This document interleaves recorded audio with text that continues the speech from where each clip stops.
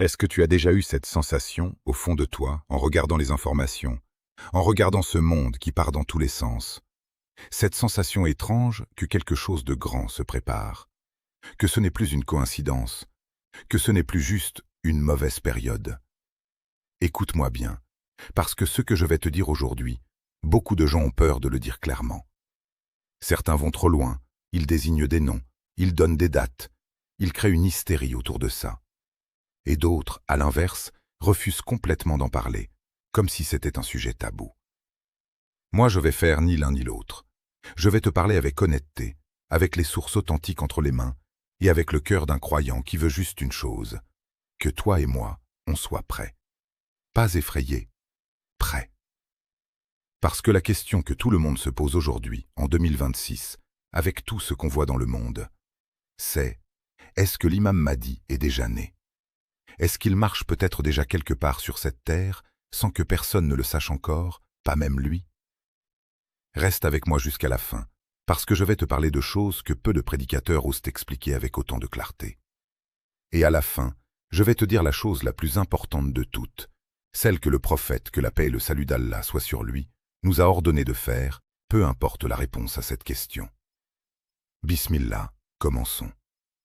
Avant d'aller plus loin, je veux que tu comprennes pourquoi ce sujet mérite qu'on s'y attarde sérieusement, et pas juste le temps d'une vidéo qu'on regarde distraitement en faisant autre chose. Parce que la façon dont on comprend la fin des temps façonne directement la façon dont on vit le présent. Un croyant qui comprend bien ses enseignements ne devient ni fataliste ni paniqué. Il devient plus lucide, plus attaché à l'essentiel, plus détaché de futilité de ce bas monde. C'est exactement l'effet que cette science est censée produire sur ton cœur. Pas la peur paralysante, la lucidité qui pousse à l'action. Qui est vraiment le Mahdi? Avant de parler des signes, il faut qu'on soit clair sur une chose essentielle. Parce que j'ai vu tellement de vidéos, tellement de publications sur les réseaux sociaux qui mélangent tout. Qui mélangent des récits authentiques avec des récits faibles, voire inventés. Et ça, mes frères et sœurs, c'est extrêmement dangereux quand on parle de la religion d'Allah. Alors, qui est le Mahdi? Le mot Mahdi en arabe signifie littéralement « celui qui est guidé ». C'est un homme, un descendant du prophète Mohammed, que la paix et le salut d'Allah soient sur lui, de la lignée de Fatima, qui apparaîtra vers la fin des temps pour remplir la terre de justice et d'équité, après qu'elle aura été remplie d'injustice et d'oppression. Ce n'est pas un mythe, ce n'est pas une légende inventée par les hommes, c'est une réalité mentionnée dans plusieurs hadiths authentiques. L'imam Ahmad, Abu Daoud et At-Tirmizi rapportent, à travers plusieurs chaînes de transmission qui se renforcent mutuellement, que le prophète, que la paix et le salut d'Allah soient sur lui, a dit que même si l'existence du monde ne devait durer qu'un seul jour, Allah prolongerait ce jour jusqu'à ce qu'il envoie un homme de sa famille, dont le nom correspondra au sien, et qui remplira la terre de justice comme elle aura été remplie d'injustice. Et c'est là où je dois être honnête avec toi, parce que c'est mon devoir devant Allah. Contrairement aux signes majeurs comme l'apparition du Dajjal, la descente de Issa alayhi salam, ou le lever du soleil de l'Ouest, qui sont rapportés dans Sahih al-Bukhari et Sahih Muslim avec une force de transmission écrasante, les hadiths concernant spécifiquement le Mahdi, sa description précise, son nom, sont rapportés majoritairement par Abu Daoud, At-Tirmizi et Ibn Majah, et une partie des savants du hadith, comme certains critiques anciens, ont discuté la solidité de certaines chaînes prises individuellement. Mais voilà ce qui est important à comprendre. Quand on additionne l'ensemble de ces récits, qui viennent de compagnons différents comme Abu Saïd al-Khudri, Abdullah ibn Masoud, Salama, la majorité écrasante des savants de la Oumma, à travers les siècles, des générations de Mujtahidines, sont arrivés à la conclusion que ces récits, pris ensemble, atteignent un niveau de force suffisant pour établir cette croyance comme faisant partie de la Akida authentique de Ahl as-Sunnah wal Jama'a. Des savants comme Ibn Kathir, comme As-Suyuti, qui a même écrit un ouvrage entier rassemblant les récits sur le Mahdi, ont confirmé cette réalité. Et c'est pour ça que croire en la venue du Mahdi fait partie des croyances reconnues, même si les détails précis, eux, doivent être traités avec beaucoup plus de prudence. Pourquoi je te dis tout ça dès le début? Parce que je veux que tu sois un croyant qui a les pieds sur terre, pas quelqu'un qui court après chaque vidéo sensationnaliste qui dit « Voici le vrai visage du Mahdi » ou « Il est né tel jour dans telle ville ». Ces gens-là, souvent, n'ont aucune science et ils jouent avec les émotions des gens pour faire du clic. Le Mahdi viendra, C'est une certitude religieuse pour la majorité des savants. Mais quand, où et comment recommettre le moment? Ça, mon frère, ma sœur, c'est une autre histoire. Et c'est justement le sujet de cette vidéo. Je veux aussi que tu comprennes autre chose parce que c'est fondamental. Certains groupes, à travers l'histoire de l'islam, ont pris cette croyance et l'ont transformée en quelque chose de complètement différent de ce qu'elle est réellement.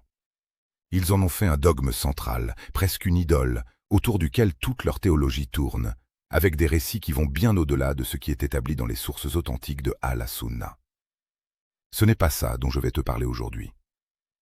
Chez Ahl-Sunnah wal Jama'a, la croyance au Mahdi est une réalité parmi d'autres réalités de la fin des temps, ni plus ni moins importante que la croyance en la descente de Isa alayhi salam, ou en l'apparition du Dajjal, ou en Yadjouj et Madjouj. Ce n'est pas le centre de notre foi. Le centre de notre foi, c'est Allah, son unicité, et l'obéissance à son messager, que la paix et le salut d'Allah soient sur lui.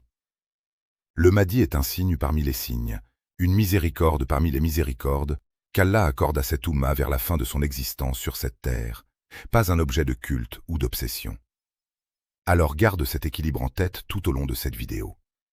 On va parler des signes avec sérieux, avec les sources entre les mains, mais jamais on ne va tomber dans l'excès, dans l'obsession ou dans la spéculation incontrôlée. Je dois aussi te mentionner, par honnêteté intellectuelle, qu'il existe une minorité de savants à travers l'histoire, y compris certains contemporains sérieux et respectés, qui ont exprimé des réserves sur certains détails entourant la personne du Mahdi, sans pour autant rejeter l'ensemble de la croyance. Ibn Khaldoun, le grand historien et penseur musulman, a consacré des pages entières à examiner de façon critique les chaînes de transmission de ces récits, cherchant à distinguer ce qui est solide de ce qui pourrait avoir été ajouté ou déformé au fil des siècles par des mouvements politiques qui avaient intérêt à instrumentaliser cette croyance pour légitimer leur pouvoir. Je ne te dis pas ça pour semer le doute dans ton cœur, bien au contraire. Je te le dis parce qu'un croyant mature doit savoir qu'il existe une différence entre les piliers de la foi, sur lesquels il n'y a aucune divergence acceptable, comme l'unicité d'Allah, la prophétie de Muhammad, que la paix et le salut d'Allah soient sur lui, la résurrection, et les détails secondaires de la eschatologie, où un espace de discussion savante légitime a toujours existé et existe encore aujourd'hui. Cette discussion savante, encadrée par la méthodologie rigoureuse du hadith, n'a rien à voir avec le scepticisme désinvolte de certains sur les réseaux sociaux, qui rejettent tout en bloc sans avoir étudié une seule ligne de ces sciences. Pourquoi tant de gens se posent cette question aujourd'hui? Je veux que tu comprennes quelque chose. Cette question, le Mahdi est-il déjà parmi nous? Ce n'est pas une question née en 2026. Elle existe depuis des siècles. Après chaque grande catastrophe, après chaque guerre mondiale, après chaque crise majeure, il y a eu des vagues de personnes qui ont pensé que la fin était proche, que le Mahdi allait apparaître dans les mois qui suivaient. C'est arrivé après la Première Guerre mondiale. C'est arrivé après la Deuxième. C'est arrivé après la Première Guerre du Golfe. Alors pourquoi aujourd'hui, en particulier, cette question revient avec autant de force? Regarde autour de toi honnêtement. On vit une époque où l'injustice semble s'être généralisée à une échelle que l'humanité n'avait peut-être jamais connue, avec autant de visibilité. On voit des enfants mourir sous les bombes, en direct, sur nos écrans, pendant que le monde regarde et ne fait presque rien de concret. On voit des dirigeants mentir ouvertement à leur peuple. On voit l'argent devenir le seul Dieu adoré sur cette terre. On voit la famille, ce pilier sacré, se déchirer partout dans le monde musulman et au-delà. Et en même temps, il y a cette autre réalité. La technologie a explosé d'une façon que personne n'aurait pu imaginer il y a 30 ans. L'intelligence artificielle, la surveillance de masse, les guerres qui se font maintenant à distance avec des machines. Certains y voient une accélération du temps lui-même, comme si les années passaient plus vite qu'avant. Et c'est là que beaucoup de musulmans, sincèrement, sans mauvaise intention, se posent la question. Est-ce qu'on est en train de vivre les prémices de cette période annoncée par notre prophète, que la paix et le salut d'Allah soient sur lui? Je vais te dire une chose qui va peut-être te surprendre. Ce questionnement en lui-même n'est pas une mauvaise chose. Le prophète, que la paix et le salut d'Allah soient sur lui, nous a appris à observer les signes des temps, à ne pas être des gens négligents, endormis, indifférents à ce qui se passe autour de nous. Un vrai croyant reste éveillé, attentif, conscient. Le problème, ce n'est pas de se poser la question. Le problème, c'est ce qu'on fait de cette question. Est-ce qu'on l'utilise pour se rapprocher d'Allah, Pour se préparer spirituellement, pour redresser notre relation avec notre Seigneur? Ou est-ce qu'on l'utilise pour tomber dans la panique, dans les théories sans fondement, voire pire, dans le suivi aveugle de faux prédicateurs qui prétendent savoir des choses que même les plus grands savants de cette Oumma n'ont jamais prétendu savoir? Garde cette distinction en tête. Elle va être essentielle pour la suite de cette vidéo. Laisse-moi te raconter quelque chose. Il y a plus de 1000 ans déjà, des musulmans pensaient vivre les derniers jours de ce monde. Après la chute de Bagdad face aux Mongols, quand la capitale du monde islamique, la ville qui abritait la plus grande bibliothèque de la Terre, a été rasée, que le fleuve Tigre est devenu noir d'encre à cause des livres jetés dedans, puis rouge de sang à cause du massacre. Les gens de cette époque étaient convaincus que c'était la fin, que rien ne pouvait être pire, que le Mahdi devait forcément apparaître dans l'année. Il n'est pas apparu. Et pourtant, l'Oumma a survécu. Elle s'est reconstruite. Elle a continué son chemin. Je te raconte ça pour une raison précise. L'être humain, à chaque génération, a tendance à penser que sa génération est celle qui vit la pire époque, celle qui touche forcément à la fin. C'est une caractéristique humaine, presque universelle. Ce n'est pas nouveau et ce n'est pas propre à 2026. Mais en même temps, et c'est ici que je veux être honnête avec toi, sans tomber dans le sensationnalisme facile, il y a une différence entre ces vagues d'angoisse collective du passé et ce qu'on observe aujourd'hui. Le prophète, que la paix et le salut d'Allah soient sur lui, nous a donné des signes précis, cumulatifs, qui doivent s'accumuler les uns après les autres avant l'apparition du Mahdi et avant l'heure. Et beaucoup de savants contemporains, sérieux, reconnus, qui ne cherchent pas la sensation, mais qui étudient ces textes depuis des décennies, observent qu'un nombre significatif de ces signes semble s'être manifesté ou être en train de se manifester sous nos yeux, d'une manière qu'on n'avait peut-être pas vue avec autant de simultanéité auparavant. Ça ne veut pas dire qu'on connaît la date, ça ne veut pas dire qu'on peut prédire l'année, mais ça veut dire une chose essentielle. Ignorer complètement ces signes, faire comme si de rien n'était, ce n'est pas non plus l'attitude d'un croyant conscient. L'équilibre, encore une fois, c'est le maître mot de tout ce que je vais te dire aujourd'hui. Les signes qui font vraiment réfléchir. Maintenant, on arrive au cœur du sujet. Je vais te parler des signes qui, selon les savants, précèdent l'apparition du Mahdi, et je vais être honnête avec toi sur ce qui est solidement établi et ce qui relève davantage de l'interprétation. Le premier signe, la propagation immense de l'injustice et de l'oppression. Le prophète, que la paix et le salut d'Allah soient sur lui, a dit, dans un hadith rapporté par Abu Daoud, que le Mahdi apparaîtra à un moment où la terre sera remplie d'injustice et d'oppression, et lui la remplira de justice et d'équité, comme elle aura été remplie d'injustice. Regarde bien la formulation. Ce n'est pas juste un peu d'injustice ici et là. C'est une terre remplie, c'est-à-dire une oppression généralisée, systémique, qui touche presque tous les peuples, toutes les nations. Est-ce qu'on est proche de ce niveau-là aujourd'hui? Je te laisse y réfléchir honnêtement, en regardant ce qui se passe en Palestine, au Soudan, en Birmanie, et dans tant d'autres endroits où des innocents souffrent pendant que le monde regarde. Le deuxième signe, les conflits internes au sein même de la famille des croyants et les guerres de succession.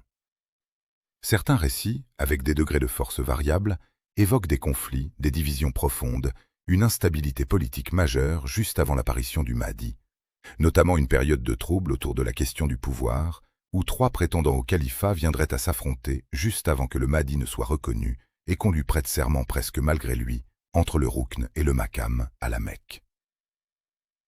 Ce détail est fascinant, parce qu'il montre que le Mahdi, contrairement à l'image qu'on pourrait avoir d'un roi conquérant assoiffé de pouvoir, sera quelqu'un qui n'aura jamais cherché cette position. On lui imposera cette responsabilité. C'est une leçon en soi sur ce qu'est le vrai leadership en islam. Ce n'est jamais quelque chose qu'on convoite, c'est un fardeau qu'on porte quand Allah le décide. Le troisième signe, l'effondrement de la confiance entre les êtres humains. Certains récits évoquent une époque où la confiance disparaîtra à un point tel que les gens n'oseront même plus se faire confiance entre voisins, où l'honnêteté deviendra si rare qu'elle sera considérée comme une qualité extraordinaire plutôt que comme la norme de base qu'elle devrait être. Regarde le monde aujourd'hui. Est-ce que tu fais confiance aux informations que tu reçois? Est-ce que tu fais confiance à ce que tu vois sur les réseaux sociaux? Est-ce que tu fais encore confiance facilement aux inconnus? La méfiance générale est devenue presque une compétence de survie dans le monde moderne. Et ça, mes frères et sœurs, ce n'est pas anodin. Le quatrième signe, la disparition progressive de la science religieuse authentique. Le prophète, que la paix et le salut d'Allah soient sur lui, nous a prévenus, dans un hadith authentique rapporté par Al-Bukhari, qu'Allah ne retire pas la science religieuse en l'arrachant directement du cœur des savants, mais en faisant mourir les savants, jusqu'à ce qu'il ne reste plus que des gens ignorants, que les foules prendront comme référence, qui donneront des avis religieux sans science, s'égarant eux-mêmes et égarant les autres. Regarde le nombre de personnes aujourd'hui qui apprennent leur religion à travers des vidéos de 30 secondes, sans jamais ouvrir un livre, sans jamais s'asseoir devant un savant qualifié. Ce signe-là, honnêtement, il est déjà largement visible autour de nous. Le cinquième signe. Une catastrophe ou un événement qui poussera les gens à chercher désespérément un sauveur. Plusieurs récits évoquent qu'avant l'apparition du Mahdi, il y aura une période de troubles si intense, de fitna si profonde, que les gens, épuisés par tant de souffrances, chercheront activement quelqu'un pour les sortir de cette obscurité. C'est justement dans ce climat de désespoir collectif que le Mahdi apparaîtra, comme une réponse à cette soif de justice. Le sixième signe, les bouleversements économiques et la disparition de la baraka. Certains récits évoquent une époque où les gens travailleront énormément, où l'argent circulera en quantités immenses, mais où personne ne ressentira jamais de véritable satisfaction, de véritable suffisance. Une richesse sans baraka, sans bénédiction réelle dans la vie des gens. Regarde le monde aujourd'hui. Jamais l'humanité n'a produit autant de richesses, et pourtant jamais autant de gens n'ont souffert d'anxiété, de dépression, de sentiments de vide, même parmi les plus riches de cette terre. C'est un paradoxe frappant, et il correspond exactement à cette description. Le septième signe, la multiplication des tremblements de terre, des catastrophes naturelles, et la déformation du temps lui-même. Le prophète, que la paix et le salut d'Allah soient sur lui, a évoqué, dans un hadith authentique rapporté par Al-Bukhari, que parmi les signes de l'heure, il y aura une multiplication des tremblements de terre, un rapprochement du temps où les années passeront comme des mois, les mois comme des semaines, les semaines comme des jours, les jours comme des heures, et les heures comme l'embrasement d'une brindille de feu. Beaucoup de gens aujourd'hui, honnêtement, moi y compris parfois, ont cette sensation étrange que le temps file à une vitesse qu'on n'arrive plus à suivre. Les années semblent s'enchaîner sans qu'on ait le temps de les vivre pleinement. Est-ce que c'est juste une perception liée au rythme effréné de la vie moderne, ou est-ce vraiment le signe annoncé par le prophète que la paix et le salut d'Allah soient sur lui? Encore une fois, je ne peux pas trancher cette question avec certitude absolue, et personne ne le peut.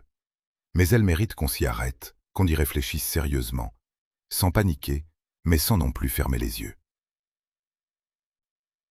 Le huitième signe, la fascination pour l'image et l'apparence au détriment du fond.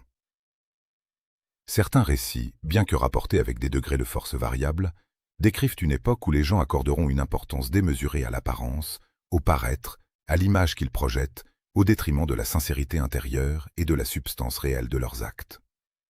Regarde honnêtement le monde des réseaux sociaux aujourd'hui.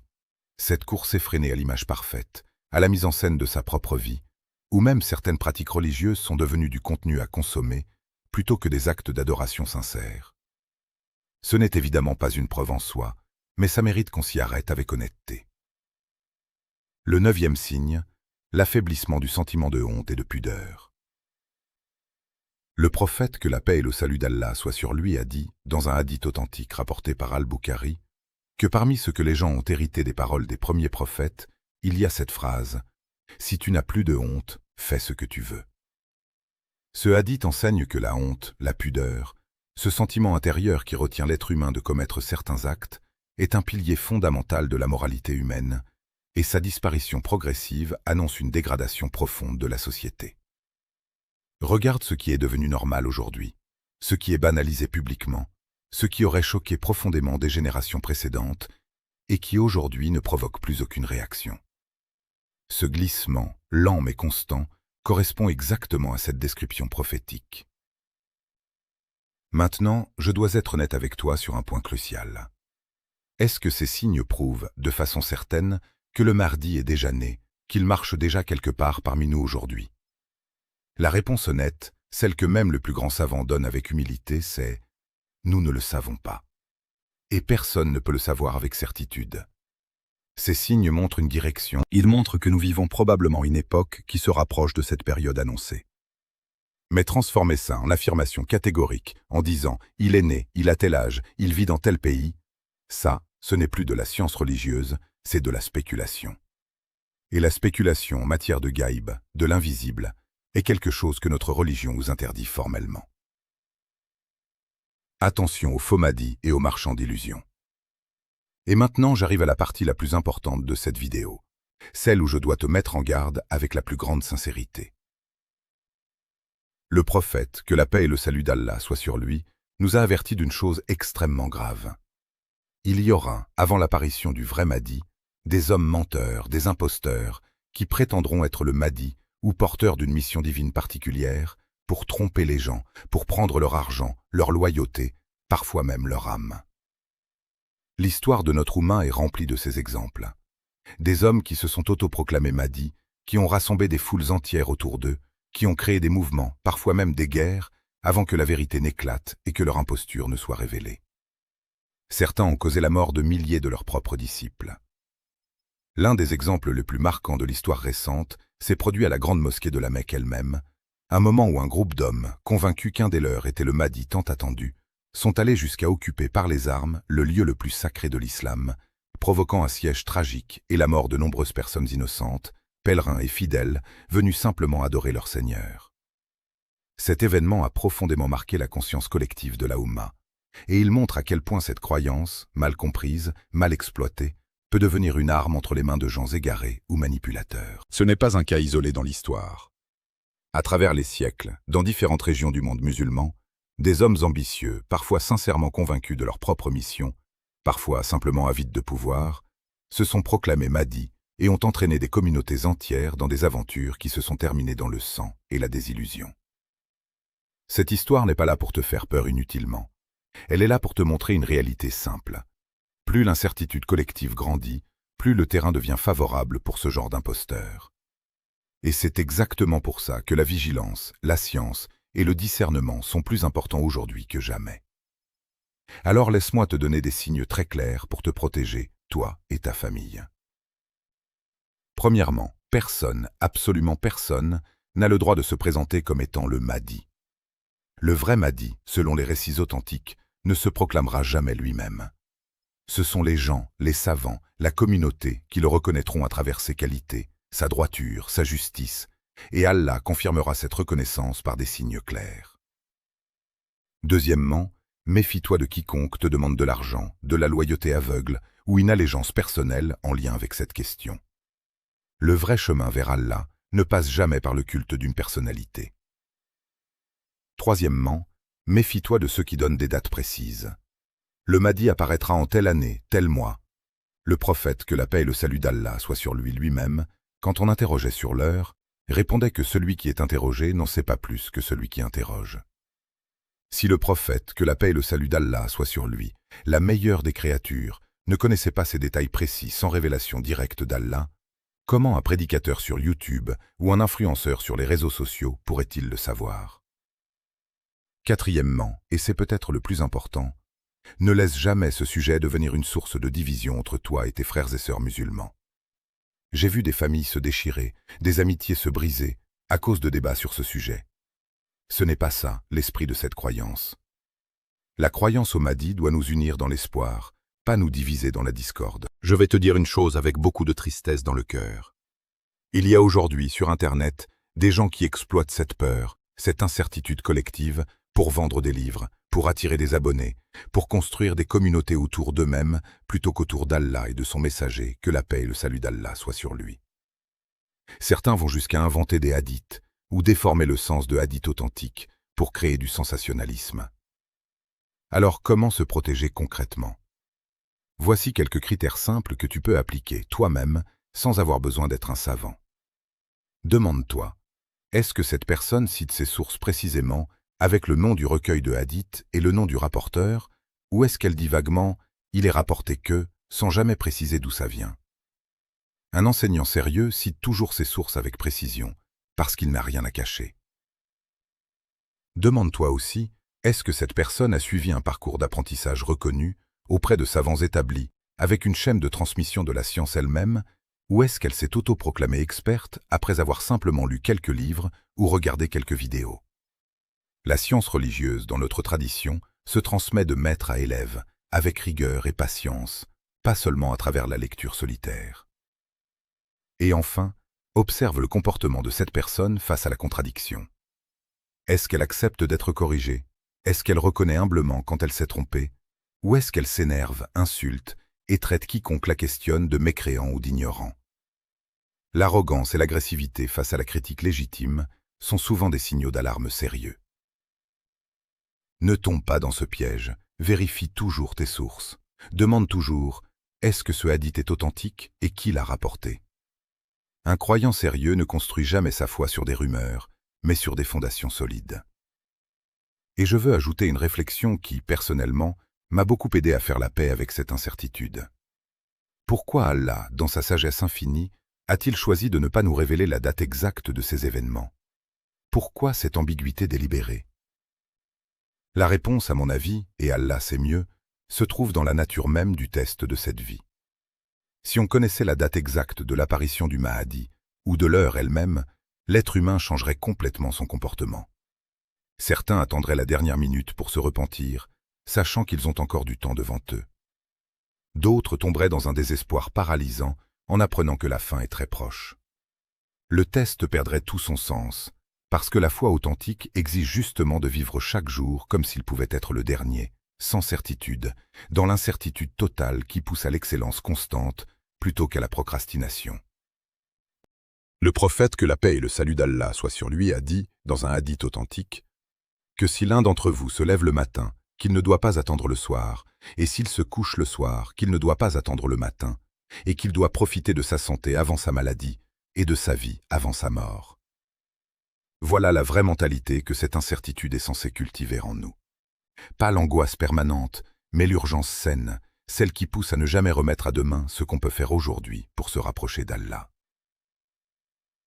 Comment se préparer réellement, peu importe la réponse. Alors maintenant, la vraie question. Peu importe si le Mahdi est déjà né ou pas, peu importe si on est 10 ans avant son apparition ou 100 ans avant, qu'est-ce que ça change concrètement pour toi, aujourd'hui, dans ta vie? Voilà la vérité que je veux que tu retiennes de cette vidéo, plus que n'importe quel signe, plus que n'importe quelle date. Le prophète, que la paix et le salut d'Allah soient sur lui, ne nous a jamais dit « Attendez le Mahdi, ne faites rien, restez passifs jusqu'à ce qu'il arrive ». Non, il nous a dit littéralement l'inverse. Dans un hadith rapporté par l'imam Ahmad, il a dit que si l'heure arrivait pendant que l'un d'entre vous a un jeune plant dans la main, qu'il le plante quand même, s'il le peut, avant que l'heure ne se lève. Tu comprends la profondeur de cet enseignement? Même face à la fin absolue du monde, le musulman ne s'arrête pas de construire, de semer, d'œuvrer pour le bien. Le Mahdi n'est pas une excuse pour être passif. Ce n'est pas quelqu'un qui vient réparer ta paresse spirituelle à ta place. Alors voilà ce que je te propose, sincèrement, du fond du cœur. Premièrement, redresse ta relation avec tes 5 prières quotidiennes. Ne les prie pas juste par habitude, mais avec présence, avec humilité, comme si c'était la dernière prière de ta vie. Deuxièmement, purifie ton cœur de la haine, de la jalousie, de la rancune envers tes frères et sœurs. Si vraiment une période de fitna intense approche, ce sont les cœurs saints, les cœurs attachés les uns aux autres par la foi, qui résisteront le mieux. Troisièmement, cherche la science religieuse authentique. Ne te contente pas de vidéos courtes et sensationnalistes. Apprends ta religion à sa source, à travers des enseignants qualifiés, à travers le Coran et la Sunna authentique. Quatrièmement, augmente tes invocations pour être parmi les gens de bien, où que tu sois, quelle que soit l'époque dans laquelle Allah t'a fait naître. Le vrai croyant ne demande pas à vivre à l'époque du Mahdi. Il demande à mourir sur la foi, sur la droiture, peu importe l'époque. Et cinquièmement, prends soin des liens familiaux, des liens du sang.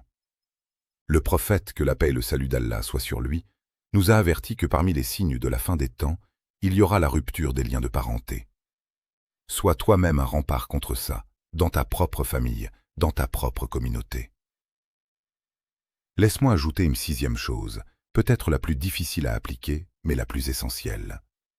Entraîne ton cœur à la patience face à l'injustice que tu vois autour de toi, sans jamais devenir insensible, mais sans non plus tomber dans le désespoir ou la colère destructrice.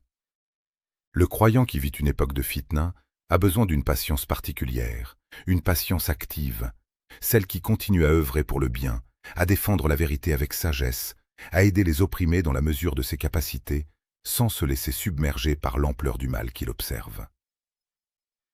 Je pense souvent à la situation de nos frères et sœurs qui vivent aujourd'hui sous l'oppression, que ce soit à Gaza, au Soudan ou ailleurs dans le monde. Beaucoup d'entre eux vivent une réalité qui ressemble étrangement aux descriptions de fitna qu'on trouve dans nos textes. Et pourtant, parmi eux, on voit des exemples extraordinaires de foi, de patience, de attachement à Allah malgré tout ce qu'ils traversent. C'est peut-être ça, la vraie leçon de cette époque. Ce n'est pas de savoir exactement quand le Mahdi va apparaître, mais d'apprendre, à travers l'exemple de ceux qui souffrent avec dignité, comment garder la foi intacte, même dans les moments les plus sombres. Et toi, où que tu sois, dans ton confort ou dans ta difficulté, demande-toi honnêtement. Si une période de fitna intense devait s'intensifier encore, est-ce que ma foi tiendrait? Est-ce que mon lien avec le Coran est assez fort? Est-ce que ma pratique religieuse est fondée sur une compréhension solide ou sur des habitudes fragiles qui pourraient s'effondrer au premier vrai test? Ce sont des questions inconfortables. Mais un croyant sincère ne fuit jamais les questions inconfortables. Il les affronte, avec Allah comme seul refuge. Je veux aussi te parler du rôle que tu peux jouer, concrètement, dans ta propre maison, avec tes propres enfants, si tu en as, ou avec les jeunes de ta famille. Beaucoup de parents aujourd'hui évitent complètement ces sujets avec leurs enfants, soit parce qu'ils pensent que c'est trop effrayant, soit parce qu'ils ne connaissent pas eux-mêmes suffisamment ces enseignements pour les transmettre correctement. Résultat, ces jeunes découvrent ces sujets tout seuls, sur Internet, souvent à travers des sources non fiables, sensationnalistes, parfois carrément fausses, sans aucun filtre parental, sans aucune contextualisation religieuse solide. Je t'encourage sincèrement à prendre les devants. Assieds-toi avec tes enfants, avec un langage adapté à leur âge, et parle-leur de ces réalités avec équilibre. Explique-leur que oui, ces événements sont réels, mais que la peur n'est jamais la bonne réponse face à l'inconnu. Apprends-leur, dès le plus jeune âge, à distinguer une source fiable d'une source douteuse. C'est un cadeau immense que tu peux leur faire dans un monde saturé de désinformation. Et n'oublie jamais le pouvoir de la doua dans tout ça. Multiplie les invocations pour toi-même et pour ta famille. Demande à Allah de vous compter parmi les gens de la droiture, quelle que soit l'époque que vous traverserez. Il y a une invocation magnifique que beaucoup de savants recommandent dans ce contexte, dans laquelle on demande à Allah de nous faire vivre en musulmans, de nous faire mourir en musulmans, et de nous joindre aux gens vertueux, sans humiliation ni épreuve insurmontable. Répète ce genre de demande sincèrement, avec un cœur présent, pas juste avec des lèvres qui bougent machinalement. Mes frères, mes sœurs, laisse-moi te dire une dernière chose avec toute la sincérité de mon cœur. Peut-être que le Mahdi est déjà né. Peut-être qu'il est encore un enfant quelque part sur cette terre, jouant innocemment, ignorant totalement la mission immense qui l'attend. Peut-être qu'il n'est pas encore né. Peut-être que ni toi ni moi ne vivrons pour voir ce jour. Mais ce qui compte vraiment, ce qui compte au-delà de toute spéculation, c'est la question qu'Allah va te poser le jour où tu te tiendras devant lui, seul, sans excuse. Qu'as-tu fait de ta vie? Comment as-tu utilisé le temps que je t'ai donné? Ce jour-là, Allah ne te demandera pas si tu connaissais les signes du Mahdi par cœur. Il te demandera si tu as prié, si tu as été juste, si tu as aimé pour sa cause et détesté pour sa cause, si tu as pris soin de tes parents, de tes enfants, de tes voisins, si ton cœur était rempli d'amour pour lui et pour son messager, que la paix et le salut d'Allah soient sur lui. Alors ne vis pas dans la peur de la fin des temps, vis dans la préparation à la rencontre avec ton Seigneur. Que ce soit demain, dans 10 ans ou dans 100 ans, sois de ceux et celles qu'Allah retrouve sur la droiture, sur la sincérité, sur l'amour véritable pour cette religion. Ce monde va continuer à trembler. Les nouvelles vont continuer à faire peur. Mais toi, ancre ton cœur dans une seule certitude. Allah ne délaisse jamais ses serviteurs sincères. Il a un plan parfait, même quand ce monde semble sombrer dans le chaos. Aie confiance en lui, comme jamais tu n'as eu confiance en rien d'autre. Je veux te laisser avec une dernière image avant qu'on se quitte. Imagine un homme qui plante un arbre. Il sait qu'il ne verra peut-être jamais les fruits de cet arbre. Il sait qu'il ne profitera peut-être jamais de son ombre. Mais il le plante quand même, parce qu'il sait que quelqu'un, un jour, en bénéficiera. Peut-être son enfant, peut-être son petit-enfant, peut-être un inconnu qui passera par là dans 100 ans. C'est ça, l'attitude du vrai croyant face à la fin des temps. On ne sait pas si on verra le Mahdi de nos propres yeux. On ne sait pas si on verra la justice triompher pleinement sur cette terre avant notre mort. Mais on plante quand même. On sème la bonté, la justice, la vérité, la foi, dans chaque interaction, dans chaque journée qu'Allah nous accorde. Parce que ce n'est pas le résultat final qui nous est demandé, c'est l'effort sincère, l'intention pure, la constance dans le bien. Et si un jour, Inch'Allah, le Mahdi apparaît de ton vivant ou du vivant de tes enfants, qu'il trouve une Oumma qui l'attendait non pas les bras croisés à regarder des vidéos anxieuses, mais une Oumma qui avait déjà commencé le travail, la justice dans les foyers, la sincérité dans les cœurs, la science dans les esprits, et l'amour d'Allah au centre de tout. Voilà, mes frères, mes sœurs, la vraie préparation à la fin des temps.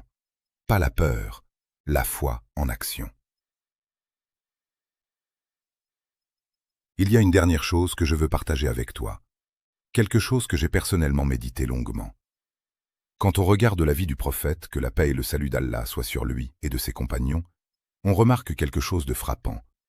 Ils vivaient eux aussi une époque de bouleversements immenses, de guerres, de trahisons, de pertes déchirantes. Beaucoup d'entre eux ont perdu des proches, ont enduré la faim, l'exil, la persécution. Et pourtant, dans les récits qui nous sont parvenus de cette génération extraordinaire, ce qui domine, ce n'est pas l'angoisse, c'est la sérénité. C'est la certitude tranquille que, quoi qu'il arrive, Allah est avec les patients, et que la véritable réussite ne se mesure pas à ce qu'on obtient dans cette vie, mais à ce avec quoi on se présente devant Allah le jour du jugement. Cette sérénité-là, elle n'était pas de l'insouciance. Ce n'était pas de l'ignorance des dangers qui les entouraient. C'était le fruit d'une certitude profonde en Allah, cultivée jour après jour, prière après prière, épreuve après épreuve. Et c'est exactement cette sérénité que je te souhaite, à toi qui regardes cette vidéo aujourd'hui, peu importe ce que 2026 et les années qui suivront nous réservent. Ne laisse aucune vidéo, aucun article, aucune théorie voler la paix de ton cœur. Ta paix, ta vraie sécurité, elle ne se trouve que dans ton lien avec Allah.